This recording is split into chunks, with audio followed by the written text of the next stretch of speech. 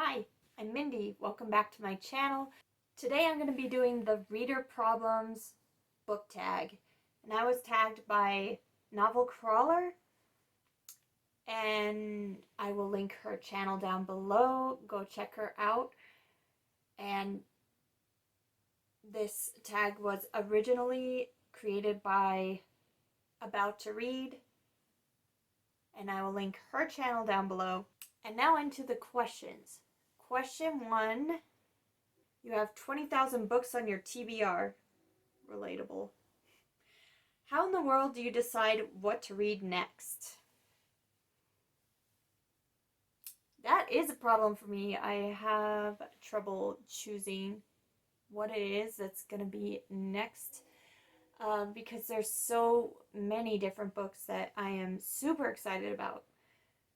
So I have a couple of things that I do to help. My favorite way to make TBRs is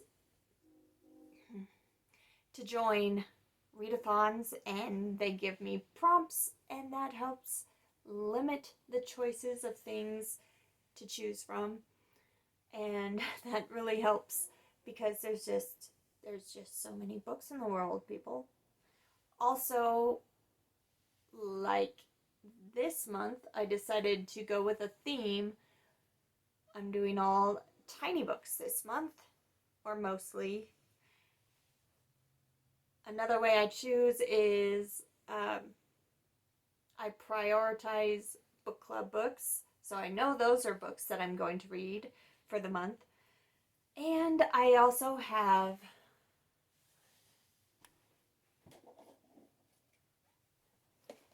two TBR jars.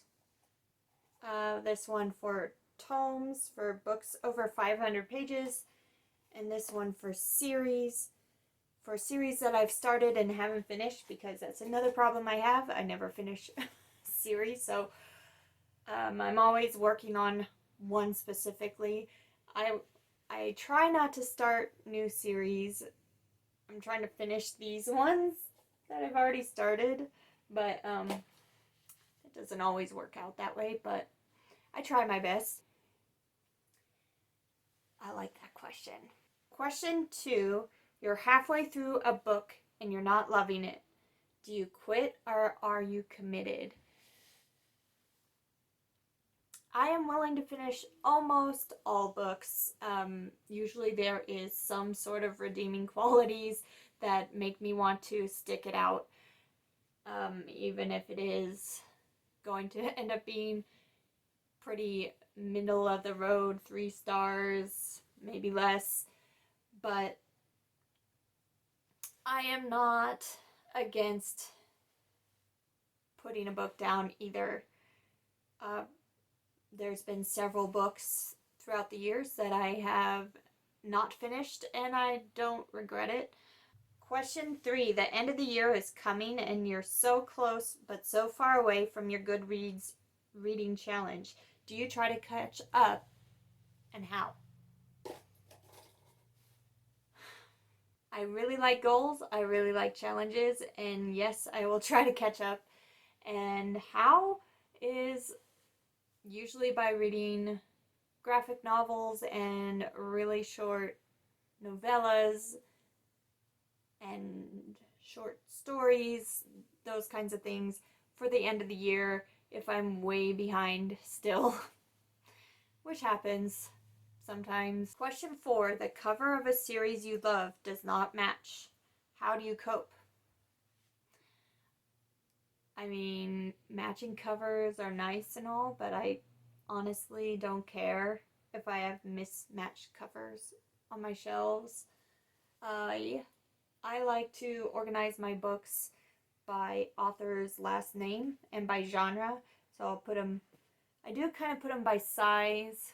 I have mass market paperbacks on the top shelf, then trade paperbacks in the middle, and then hardcovers on the bottom.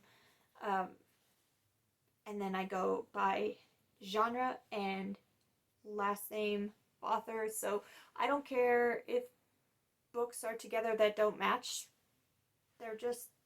they're my books.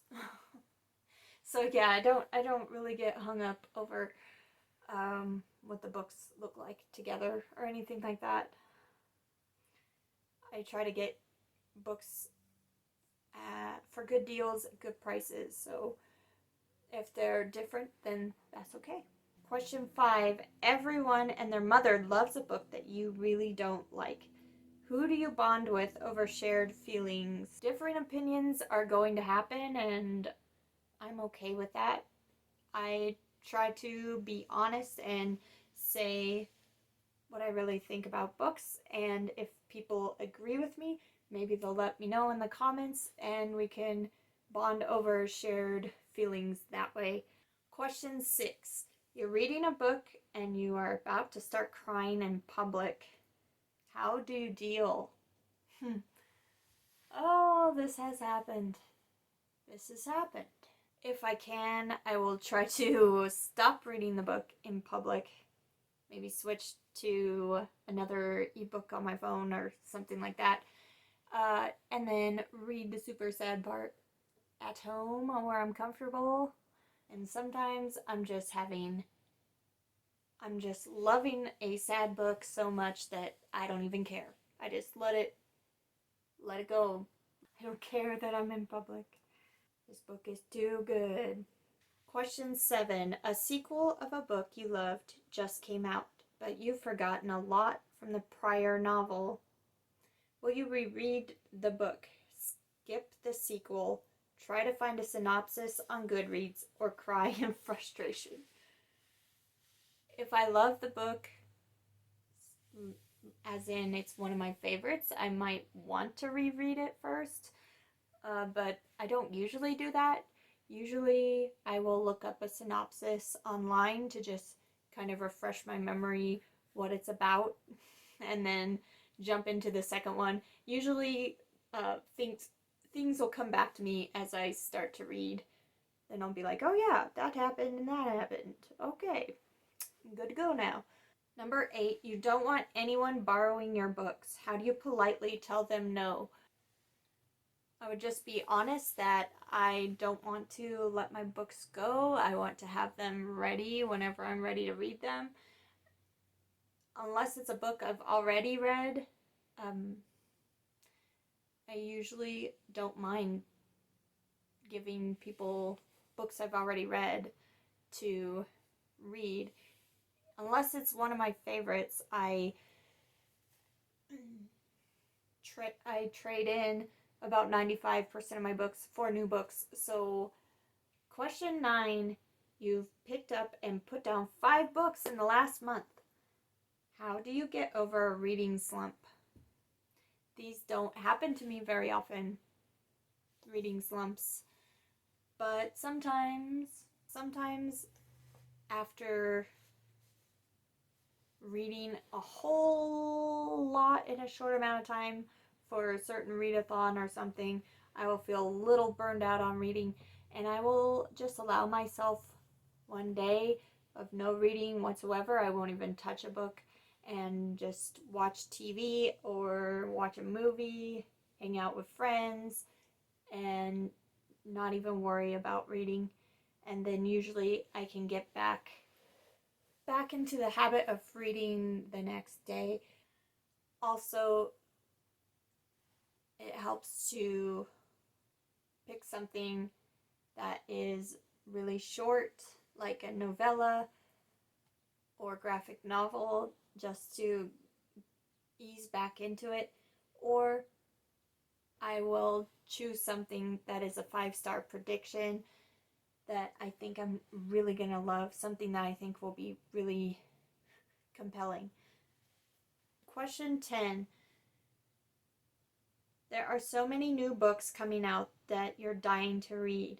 How many do you actually buy? The answer to this used to be quite a few, 20 to 30 a month. But they weren't new releases. I very rarely get new releases. I don't pay enough attention to everything that comes out. Usually I wait to hear what people are saying about them and kind of build up a hype within myself of what I think is going to be something that is up my alley, and then I will feel like I just have to have that book. So for new releases, maybe 1 or 2 a month. Now that I'm on a no-buy year, it's 0 a month. I'm only buying books if I earn them through certain life goals, and usually they end up being book club books that I end up picking up. And question 11 is, after you've bought the new books you can't wait to get to, how long do they sit on your shelf before you get to them? Oh, unfortunately, I have a big problem with that. All of these books are TBR books. I have not read them. There are over 500 of them. And buying 20 to 30 books a month, that'll happen. You can't read that many books a month, or at least I can't. So they usually sit on my shelves a long time. I have the oldest books on my shelves I have set aside to try to read as soon as possible. And those are from 2013, I believe. So those are the oldest books on my shelves now. But most are a lot newer than that. Those are really old. I already finished all of my 2012 books by last year, and now I'm working on the 2013 books. So I guess the answer to that question is up to 7 years. So those are all the questions for the tag. If you like this video, you can hit like and subscribe, and I'll be back very soon with another book related video. Thanks. Bye.